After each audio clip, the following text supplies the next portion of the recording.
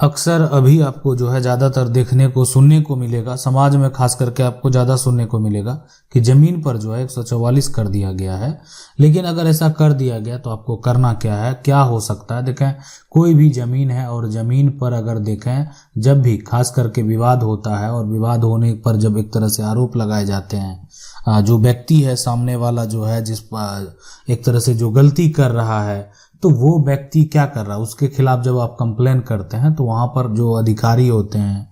जो मजिस्ट्रेट होते हैं, उनके द्वारा 144 धारा लगा दिया जाता है कि देखें, उसमें साफ साफ हिदायत दे दिया जाता है दोनों को, और दोनों पार्टी को नोटिस भी भेज दिया जाता है कि देखें, दोनों व्यक्ति जो इस पे विवाद कर रहे हैं, इस जमीन पर लड़ाई कर रहे हैं, तो दोनों इस पर जो है आप नहीं जाएंगे। कहने का मतलब सीधा है कि हमने रोक लगा दिया है, अगर आप जाएंगे तो हो सकता है कि शांति भंग हो सकता है, कोई भी घटना भी घट सकता है कि दो लोग भिड़ेंगे, मारपीट की नौबत आ सकती है या कोई घटना घट सकती है। तो इसलिए जो धारा 144 है वो रोकने के लिए, या कोई भी आप निर्माण कार्य कर रहे हैं, ठीक है, आप मान लेते हैं मकान बनाने का ही प्रयास कर रहे हैं, तो मकान बनाने का प्रयास कर रहे हैं, लेकिन जो दूसरा व्यक्ति उसका आरोप है कि मेरा जमीन में मकान बनाया जा रहा है, तो उसमें भी क्या होता है कि वो 144 अगर लगा दिया गया है तो मकान आपको तत्कालिक रोकना पड़ेगा। 144 का फैसला आ जाएगा, उसके बाद जो है अगर आपके पक्ष में फैसला आता है तब तो आप जो है मकान को कंटिन्यू करेंगे, आगे बढ़ाएंगे। लेकिन अगर आपके अगेंस्ट में फैसला आता है तो फिर जो है आपको वहां पर आगे एक्शन लेना पड़ेगा। इसलिए कि 144 जो है धारा जो लगाया गया, मतलब एक तरह से उसमें जिस तरह के आरोप लगाए गए थे, जिस आरोप के चलते धारा 144 लगाया गया कि मेरे जमीन पर मकान बनाया जा रहा है, तो अगर उसको एक तरह से वेरीफाई किया गया तभी तो जो आपके अगेंस्ट है उनके पक्ष में फैसला दिया गया, तो फिर आप मकान जो है आगे कंटिन्यू नहीं कर पाएंगे। इसलिए फिर आपके पास देखें, आपको लगेगा ठीक है हम अपने जगह पर सही हैं, मेरा 144 का फैसला गलत हो गया, ये कोई बड़ी बात नहीं है। 144 का जो है फैसला गलत हो जाना ये कोई बड़ी बात नहीं है। हो सकता है कि उस समय वो व्यक्ति के पास सबूत हो और जो एक तरह से उसका पक्ष मजबूत हो, उस आधार पर जो है उसको 144 का डिग्री मिल गया। लेकिन आप अगर अपने जगह पर सही हैं, आपको लगता है कि आपका पोजीशन सही है, तो फिर आगे जो है आपके लिए विकल्प है कि अब अपनी लड़ाई को जो है एक तरह से आप चाहें तो जिला जो एक तरह से कलेक्टर है, जिला अधिकारी है, एक तरह वहां पर आप केस फाइल कर सकते हैं, नहीं तो फिर सिविल कोर्ट विकल्प है, सिविल कोर्ट में आप केस जो है एक तरह से लेकर जा सकते हैं कि मेरा ये समस्या मुझे मकान बनाने से रोका जा रहा है। अब अर्जेंट सॉल्यूशन जो है वो यही है कि आप जो है एक तरह से आपका जो 144 हो गया है, आप 144 का जो विपक्षी है उसके पक्ष में जो वो विवाद चला गया, तो ये जो सबसे बड़ा विकल्प ये एक आप जिला जो है जिला कलेक्टर के पास एडीएम कोर्ट में आप जा सकते हैं अपनी समस्या को लेकर, मेरे साथ ये समस्या है। लेकिन 144 का अगर पालन आप ना करेंगे, कोई व्यक्ति मान लेते हैं 144 का अवहेलना कर देता है, तो वो सबसे बड़ी गलती, ऐसा नहीं करना चाहिए। नहीं, उसमें भी बहुत सारा डिटेल है कि करने के बाद बहुत सारे जो विकल्प हैं, और अगर कोई करता है तो उसको बहुत ज़्यादा समस्या उत्पन्न हो सकता है। अब यहाँ पर जो सवाल है कि 5 साल पहले इनको जो मकान बनाने के लिए जो कोर्ट से जो है वो रिपेयरिंग जो भी है करवाने के लिए पुलिस रिपोर्ट के आधार पर मंजूरी एक तरह से दे दिया गया। लैंड एक तरह से ज़मीन का मालिक जो है जो भी है बना कर दूंगा, लेकिन अब कंडीशन खराब है, मैं 5 साल पहले 144 के परमिशन पर जो है घर बना सकता हूँ है, या कोई समस्या तो नहीं होगी। देखें, आप बनाने का प्रयास करें, कोई समस्या होगा तो वो सामने दिख जाएगा। रही बात 144 का, मान लेते ठीक है, वो एक सबूत दिखा सकते हैं कि मेरा इस तरह का जो परमिशन पहले मिला हुआ था और अभी उस समय हम कार्य नहीं कर पाए, मेरे पास पैसे की कमी थी, अभी हम कुछ उसमें जो जर्जर स्थिति है, तो आप उसमें अगर कुछ सुधार कराना चाहते हैं तो करवा सकते हैं, तो कोई ये समस्या नहीं है। हाँ, समस्या अगर मान लेते हैं कि जो अगर कोई, जैसे आप बोल रहे हैं कि आपने जो है जो लैंड लॉर्ड है उससे अगर आपने अनुमति ली थी और वो बोले कि ठीक है मैं बना कर दूंगा, या जो भी कंडीशन है, तो वो अगर फिर रोक लगाएंगे या कुछ एक तरह से बाधा उत्पन्न करेंगे तब तो बाधा उत्पन्न होगा। सवाल है, जमीन का खतियान है वो 1932 का है। सर, मेरा जमीन का विवाद है 1932 के खतियान जो है दोनों के नाम खतियान में, एक तरह से जो दोनों का नाम खतियान में नहीं है, लेकिन 1963-64 में दोनों का नाम है। दोनों 1950 में जो है ना एक तरह से पहले से खेती कर रहे हैं, पर कुछ दिन से जो है दूसरा पार्टी मेरा जमीन एक तरह से मैं ही खेती करूंगा बोल रहा है। तो यहाँ पर क्या होगा, देखें, एक चीज समझना है, इस तरह का जो जमीन विवाद है, मान लेते हैं जो खतियान है आपका 1932 का खतियान है और दोनों के नाम से नाम एक तरह से जो है नाम खतियान में नहीं है। अब बाद में क्या हुआ कि जो बाद में दोनों का नाम जो है आ गया है, ठीक है। अब आप 1950 से पहले का अगर कर रहे हैं तो देखें, सबसे बड़ी चीज है कि पहले का जो खतियान है ना, ये समझना बेहद जरूरी है सभी लोगों को। पहले का जो खतियान है अगर उसी के अनुसार जो है नया खतियान बना है, ठीक है, उसी के अनुसार अगर नया खतियान बना है तो इसका सुधार जो होगा, इसका सुधार जो होगा, सुधार सिविल कोड से होगा। इस बात को आप समझ लें, सिविल कोड से होगा, ठीक है। तो इसीलिए अब क्या हुआ, पहला का जो खतियान था उसी के आधार पर नया खतियान बन चुका है। मान्यता किसका होगा, पहले का होगा। ये बना कैसे, बनने का बहुत सारा रीजन हो सकता है। मान लेते पुराना खतियान से जमीन बेच दिया होगा तो उस कारण जो है बन गया। तो अगर ऐसा कुछ भी नहीं हुआ, नहीं बेचा गया, गलती एक तरह से गलती से जो उन दोनों का नाम है वो चढ़ गया है, तो उस केस में जो है आप उसका सुधार सिविल कोर्ट में केस फाइल करके जो है एक तरह से सुधार करवा सकते हैं। अभी भी टाइम है और ये जो है बेहतर विकल्प है आपके पास और करवा लेना चाहिए ताकि भविष्य में और समस्या उत्पन्न ना हो। देखें, ग्रामीण क्षेत्र में अगर आप देखेंगे तो एक जो प्रक्रिया चलता है वो चलता है जमीन को शुद्ध भरना जो देने का है। ये प्रक्रिया ग्रामीण क्षेत्र में आपको ज़्यादा देखने को मिलेगा। तो अब यहाँ पर जो है ये देखेंगे कि क्या करता है कि जमीन को ना, ये अपनी जमीन है उसमें क्या करता है, कुछ पैसा जो है वो एक तरह से ले लेगा, पैसा ले लेगा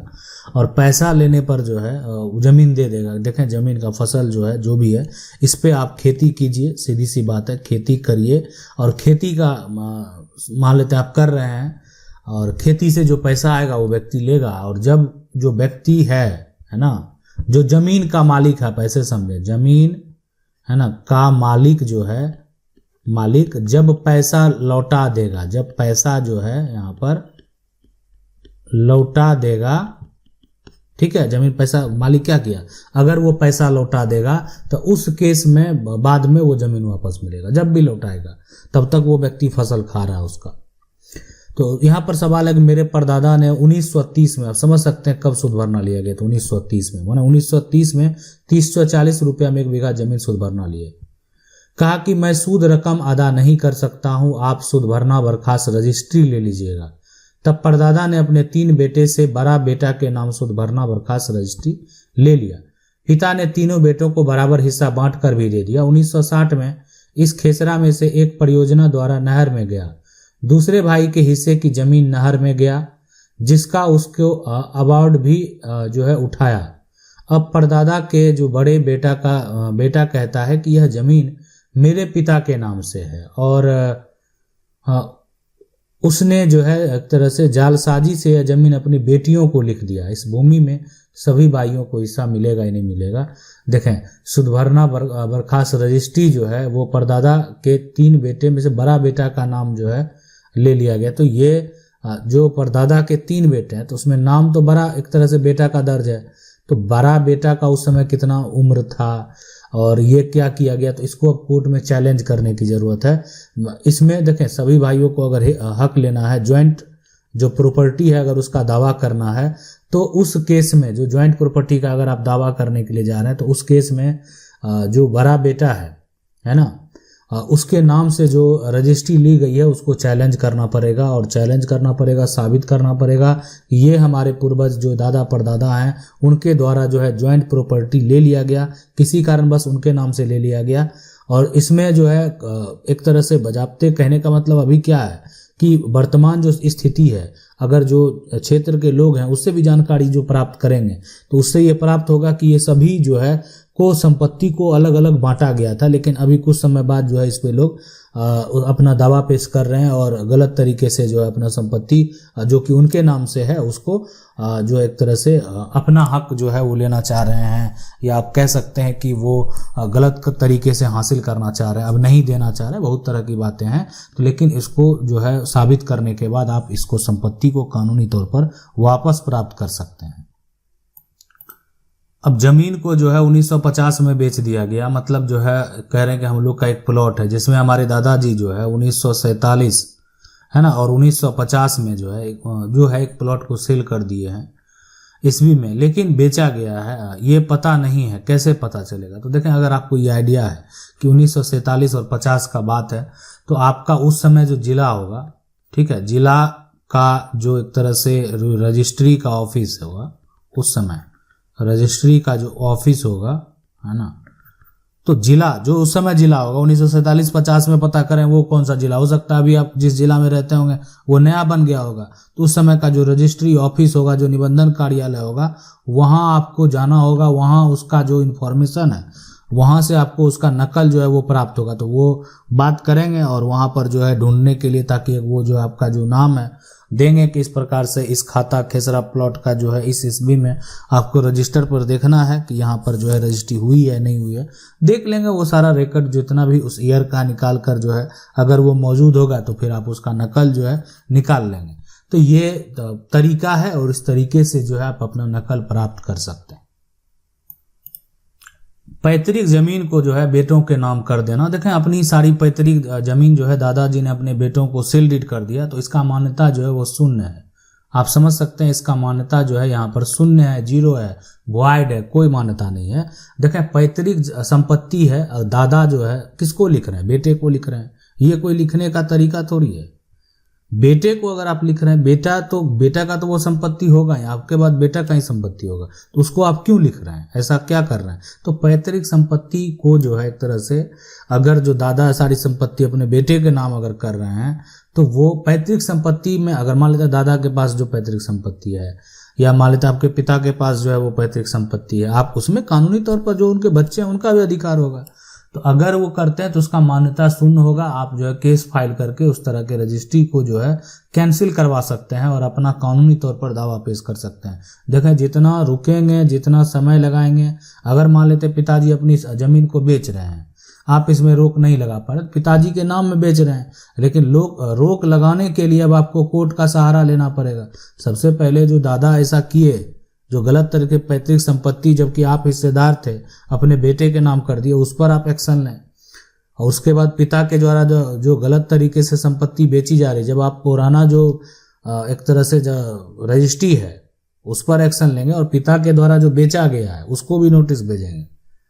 जो लोग खरीदे हैं उसको भी नोटिस भेजेंगे, ताकि जैसे उसको मान लेते हैं वो जवाब दें चाहे नहीं देंगे तो आपको और फायदा होगा। अगर जवाब देने वो नहीं आते हैं तो कहीं ना कहीं सबसे ज़्यादा फायदा आपको होगा कि आपके पक्ष में फैसला होगा। तो इसीलिए आपको ये करना है। और आप जब मान लेते हैं ठीक है, जब तक प्रयास नहीं करेंगे, आपके पास विकल्प यही है कि आप जो है उन पर एक्शन ले सकते हैं। इस प्रकार से हो सकता है कि अगर आप ऐसा करेंगे तो आपके पक्ष में जो है वो फैसला हो, ठीक है। लेकिन आप जो जाएंगे, सबसे पहले मान लेते जो भी कार्य करना, आपको एक वकील जो है उनसे मिलकर सलाह ले लेना है। जाएंगे, बताएंगे मेरा समस्या है, अपने नज़दीकी जो आपके सिविल कोर्ट हैं आप वहां पर जाएंगे और वहां आपका जो भी समस्या है अपने वकील को बताएंगे और उनके बाद वो जो भी एक तरह से देंगे निर्णय वो आपको करना है। अब देखें जमाबंदी को कैसे खुलवाया जाता है। तो जमाबंदी जो होता है, मान लेते हैं जो भी आपके ज़मीन के अगर जो भी शेयर है, आपका हिस्सा है, तो वो मान लेते हैं और आपके और भी मान लेते हैं भाई भी हैं या आपकी बहन भी है, सभी जो भी हिस्सेदार हैं, या आप दो भाई ही सिर्फ हिस्सेदार हैं, तो उनका एक जमाबंदी संख्या है। उसी जो पूर्वज का प्लॉट है या मान लेते जो भी आप खरीदे हैं उस पर एक संख्या जो है वो दर्ज हो जाता है और आपका जो एक जमाबंदी संख्या दे दिया जाता है और उसमें जो भी आपका हिस्से की प्रॉपर्टी है उसको मेंशन कर दिया जाता है। जमाबंदी को कैसे खुलवाएं इस पर, तो देखें दाखिल खारिज के टाइम जो है जमाबंदी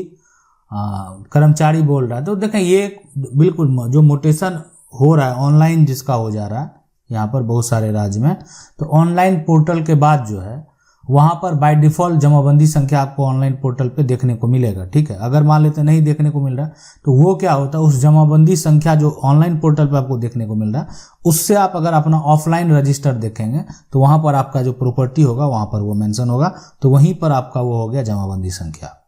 आशा करते हैं वीडियो अच्छा लगा होगा। वीडियो को लाइक जरूर कर दें। चैनल को पहली बार देख रहे हैं सब्सक्राइब करके जो बेल आइकन है उसको जरूर दबा लें। मिलते हैं अगले वीडियो में, तब तक के लिए जय हिंद।